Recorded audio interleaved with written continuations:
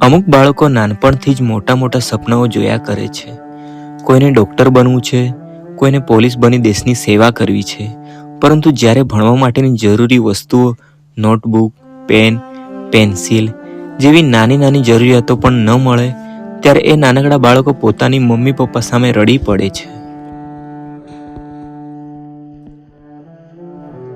ઘરના આર્થિક સંજોગો સારા ન હોવાથી મમ્મી પપ્પા ઈચ્છતા હોવા છતાં પણ પોતાના બાળકને ભણવા માટેની દરેક વસ્તુ આપી શકતા નથી. આવી સ્થિતિમાં બાળકનું મન તૂટી જાય છે, પરંતુ તેમના સપનાઓ હજી જીવિત હોય છે.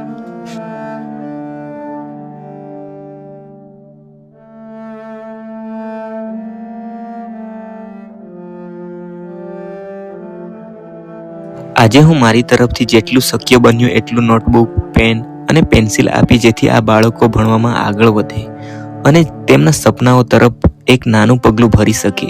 આશા રાખીએ છીએ કે આ નાનકડું સહયોગ આવતીકાલે કોઈને સારો ડૉક્ટર, કોઈને ઈમાનદાર પોલીસ અને કોઈને સમાજ માટે ઉપયોગી વ્યક્તિ બનાવે.